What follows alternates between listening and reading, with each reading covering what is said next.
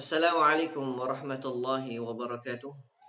Alhamdulillah wassalatu wassalamu ala Rasulillah wa ala alihi wa ashabihi wa mawalah amma ba'd. Alhamdulillah, pada pagi hari ini Allah Subhanahu wa taala masih memberikan kepada kita berbagai nikmat yang sangat luar biasa yang tidak satu pun bagi kita mampu menghitung nikmat-nikmat Allah Jalla fi'ala. Kita lihat, kita bangun dari tidur, kita disunahkan untuk mengucapkan doa bangun tidur.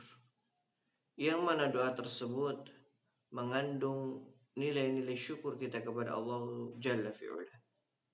Maka hendaknya hidup kita ini senantiasa kita liputi untuk bersyukur terhadap nikmat Allah Jalla fi'ala.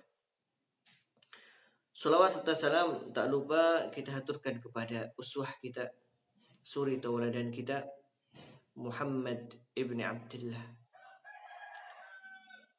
Sosok yang sangat-sangat kita rindukan. Sosok yang sangat-sangat kita cintai. Walaupun kita tidak pernah bertemu dengan beliau, tapi rasa cinta kita kepada beliau alaihi salatu wassalam tidaklah habis dan tidaklah terbendung. Ahibati rahimani wa rahimakumullahu jami'an. Insyaallah kita akan melanjutkan kajian pagi menuju bulan suci Ramadan. Dan kemarin alhamdulillah kita telah membahas tentang makna puasa dan juga macam-macamnya. Dan insyaallah taala kita akan membahas tentang hukum daripada puasa Ramadan. Beliau hafizahullah ta'ala, yaitu Al-Ustaz Muslim Al-Athari hafizahullah ta'ala, menyebutkan hukum puasa Ramadan adalah wajib. Dan dalilnya berdasarkan Al-Quran, hadis dan juga ijma'. Maka barang siapa yang mengingkari kewajiban puasa Ramadan, dia telah kafir. Ya, hal ini disebutkan di dalam kitab Al-Wajiz halaman 189. Dan luar biasa sekali, perintah puasa tidak hanya pada Al-Quran, akan tetapi hadis-hadis Rasulullah SAW dan juga ijma'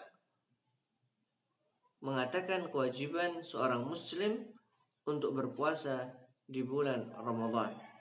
Allah Subhanahu wa taala yaqulu fi kitabihil karim, di dalam surah Al-Baqarah ayat yang ke-183, Allah Jalla fi'ala yaqul, Ya ayyuhalladzina amanu kutiba alaikumus siyamu kama kutiba alal ladzina min qablikum la'allakum tattaqun.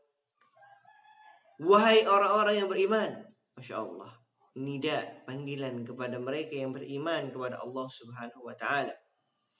Kutiba alaikumus siyam, bahwa telah diwajibkan, telah ditetapkan atas kamu untuk berpuasa.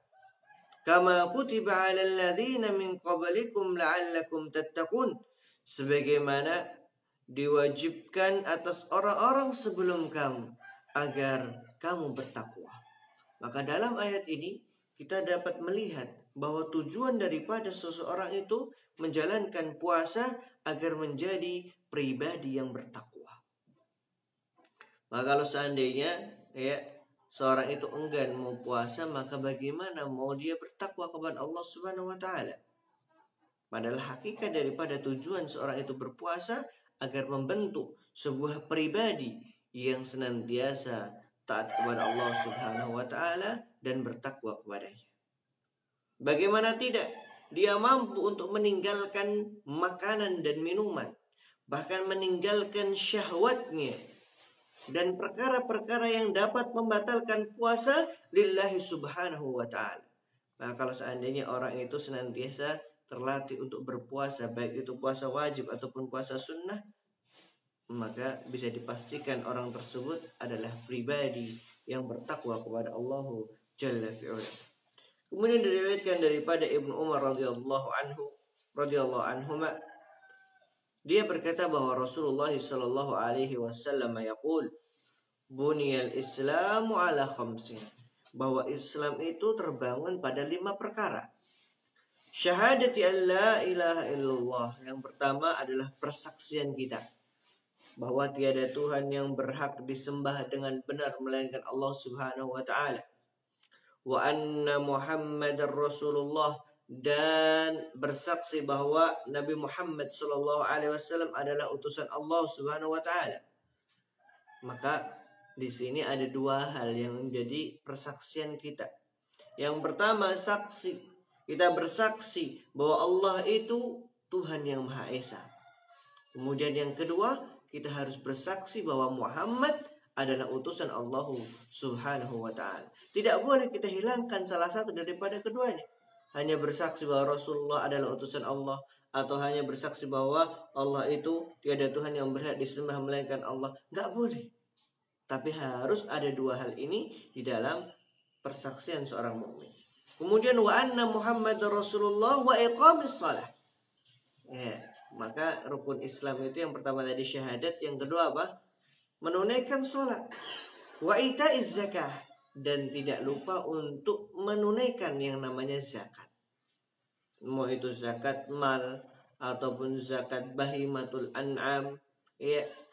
Dan luar biasa ketika sebuah negara benar-benar memperhatikan masalah zakat, ya. Kemudian disalurkan sesuai dengan tujuan daripada Allah Subhanahu wa taala mensyariatkan zakat, maka kemungkinan besar tingkat kemiskinan di negara tersebut bisa dikatakan sangat sedikit. Ya. Wa hajjil bait, dan juga berhaji di ke Baitullahil Haram, yaitu ke Mekah. Ya. Wa siyami Ramadan, dan puasa di bulan Ramadan. Maka 5 hal ini, rukun Islam ini, tidak boleh ada salah satu darinya kita ingkari. Kalau mengingkari salah satu daripada rukun Islam, maka bisa jadi orang tersebut akan keluar daripada ajaran agama Islam. Kemudian adapun ijma', yaitu kesepakatan para ulama Islam, disebutkan di dalam beberapa kitab. Dan beliau katakan bahwa Dr. Sa'id bin Ali bin Waqf Al-Qahtani rahimahullah ta'ala, yang mana beliau wafat pada tahun 1440 Hijriyah, berkata, sesungguhnya kaum muslimin telah bersepakat terhadap kewajiban puasa Ramadan, dan mereka bersepakat bahwa orang-orang yang mengingkari kewajiban telah kafir, kecuali jika dia belum mengetahui atau baru masuk Islam, maka dia diajari di saat itu. Dan jika dia tetap mengingkari, maka dia kafir, dihukumi mati dalam keadaan murtad, karena dia telah mengingkari perkataan yang pasti dengan nas Al-Quran dan As-Sunnah, ya, perkataan yang telah diketahui secara pasti termasuk ajaran agama Islam. Dan beliau sebutkan bahwa perkataan beliau ini disebutkan di kitab As-Siyamu fil Islam halaman 51. Akan tetapi ahibati fillah rahimani wa rahimakumullahu jami'an, perlu kita perhatikan bahwa kita tidak boleh, ya, serta merta kemudian mencap orang itu telah melakukan kafiran, kecuali telah datang bayinah, bukti yang sangat jelas akan kekufurannya. Ya. Karena seperti halnya seorang itu sholat, ya, meyakini dia ada kewajiban sholat tapi dia tidak melakukan, maka tidak dihukumi sebagai seorang kafir. Akan tetapi dalam kondisi tersebut dia telah melakukan kemaksiatan yang sangat besar kepada Allah Subhanahu wa taala. Begitu pula puasa. Kalau dia masih meyakini bahwa puasa itu wajib, hanya saja dia tidak melakukannya, maka dia telah melakukan perbuatan dosa yang sangat besar. Wal'iyadu billah, wal'iyadu billah. Kemudian ahibati fillah rahimani wa rahimakumullah ta'ala, beliau membawakan bab berikutnya, yaitu keutamaan bulan Ramadan. Bulan Ramadan telah dipilih oleh Allah Ta'ala sebagai bulan turunnya Al-Quran. Nanti akan kita bacakan dalil-dalil bagaimana Allah Subhanahu wa Ta'ala memilih bulan Ramadan itu sebagai turunnya Al-Quran, dan apa tujuan daripada turunnya Al-Quran tersebut. Ya, bulan yang di dalamnya terdapat Lailatul Qadar, ya, dan ini insyaallah taala jamaah sekalian sudah menghafalnya tentang bahwa di dalam bulan Ramadan terdapat Lailatul Qadar. Beliau menyebutkan salah satu hadis Rasul sallallahu alaihi wasallam yang diriwayatkan oleh sahabat beliau yaitu Abu Hurairah radhiyallahu anhu, bahwa Rasulullah sallallahu alaihi wasallam qala, "Idza jaa Ramadan, apabila datang bulan Ramadan, futihat abwabul jannah, maka akan dibukakan pintu-pintu surga, wa ghuliqat abwabun nar, dan ditutup pintu-pintu neraka, wa sufidatis syayatin, dan syaitan-syaitan akan dibelenggu." Rawahu al-Bukhari dan juga Muslim. Dan ini lafaz daripada al-Imam Muslim rahimahullahu taala rahmatan wasi'ah. Ya, dari hadis ini kita dapat mengambil beberapa keutamaan di bulan Ramadan. Yang pertama adalah bahwa di bulan Ramadan akan dibukakan semua pintu-pintu surga dan tidak ada satupun pintu surga yang ditutup oleh Allah Subhanahu wa taala. Adapun neraka semua pintu-pintunya akan ditutup dan tidak ada pintu yang dibuka oleh Allah Subhanahu wa taala. Dan ketika itu syaitan-syaitan akan dibelenggu, mereka tidak bisa untuk mengganggu manusia. Kemudian beliau katakan, walaupun syaitan-syaitan dibelenggu, namun bukan berarti tidak ada kemaksiatan sama sekali. Iya. Karena kalau kita lihat, sampai pun di bulan Ramadan, ya kita lewat, ada yang jajan di pinggir jalan, wallahu taala alam, kita husnuzan, mungkin mereka safar, ya, atau lain sebagainya. Atau ada juga yang sembunyi-sembunyi untuk makan siang. Na'udzubillah, tsumma na'udzubillah.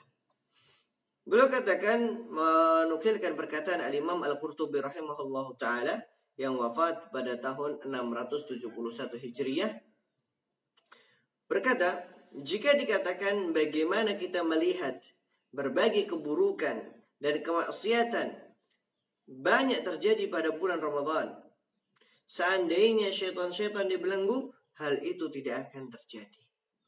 Maka jawaban beliau adalah, yang pertama, bahwa keburukan dan kemaksiatan itu berkurang dari orang-orang yang berpuasa, dengan puasa yang syarat-syaratnya dijaga dan juga adab-adabnya diperhatikan. Ya, kalau orang tahu ya apa-apa yang membatalkan, ya tidak hanya sekedar makan minum tapi juga syahwatnya, ya, maka dia akan sangat-sangat memperhatikan. Apalagi ketika sebelum datang bulan Ramadan dia punya azam yang tinggi, ya, punya niat yang tinggi. Yang sebelumnya dia banyak melakukan kemaksiatan sebelum bulan Ramadan, tapi ketika mau datang bulan Ramadan, dia gunakan momen tersebut untuk mendekatkan diri kepada Allah Subhanahu wa taala. Maka di sini akan nampak pengurangan dari suatu kemaksiatan. Kemudian, atau yang dibelenggu adalah sebagian syaitan. Beliau katakan, ya bisa jadi penafsiran tersebut, ya, yang dibelenggu adalah sebagian syaitan, yaitu syaitan-syaitan yang sangat jahat dan tidak semua syaitan, sebagaimana telah berlalu pada sebagian riwayat. Kemudian beliau juga mengatakan, atau yang dimaksud adalah berkurangnya keburukan-keburukan pada bulan Ramadan. Dan ini adalah perkataan yang dapat dilihat, dan ini adalah perkara yang dapat dilihat. Ya, ketika bulan Ramadan kita lihat kemaksiatan tidak segencar ketika sebelum bulan Ramadan. Karena sesungguhnya terjadinya hal itu lebih sedikit daripada bulan yang lainnya, ya. Karena dibelenggunya semua syaitan bukan berarti tidak ada keburukan dan kemaksiatan sama sekali. Karena sesungguhnya keburukan dan kemaksiatan itu memiliki sebab-sebab selain syaitan, yaitu seperti jiwa yang buruk, ya, kebiasaan yang jelek, dan syaitan yang berupa manusia. Fathul Bari, ya, perkataan beliau ini tidak bisa dilihat di dalam kitab Fathul Bari. Dan kalau kita melihat, ya, Allah Subhanahu wa taala yaqul, innan nafsa la'ammaratun bisu', sesungguhnya jiwa seseorang atau hawa nafsu seseorang itu mengarahkan pada perkara-perkara yang buruk. Berarti kalau kita lihat di sini tidak hanya sekadar sebab dari syaitan saja yang menggoda manusia, akan tetapi hawa nafsu dan jiwa yang buruk dapat menjadikan seseorang itu senantiasa melakukan keburukan. Atau mungkin ya menjadi suatu kebiasaan bagi dia. Ya, suka mengumpat contohnya, akhirnya ketika di bulan Ramadan tidak dapat menahannya. Dan juga syaitan daripada jenis manusia. Ya, seperti halnya di dalam surah An-Nas kita yang hafal semuanya insyaallah taala. Qul a'udzu birabbin nas, malikin nas, ilahin nas, min syarril waswasil khannas, alladzi yuwaswisu fi sudurin nas minal jinnati wan nas. Ya, tidak hanya dari sekedar syaitan dari kalangan jin, akan tetapi di sana juga ada syaitan dari kalangan manusia. Wallahu taala alam bisawab. Ini yang bisa kita sampaikan pada pagi hari ini. Ada 2 bab yang kita bahas. Yang pertama adalah hukum daripada puasa di bulan Ramadan, dan hukumnya adalah wajib dan termasuk rukun daripada rukun-rukun Islam. Kemudian keutamaan di bulan Ramadan, ya, yang pertama dibukakan pintu-pintu surga dan ditutup semua pintu-pintu neraka. Kemudian syaitan-syaitan dibelenggu. Wallahu taala alam bisawab. Assalamualaikum warahmatullahi taala wabarakatuh.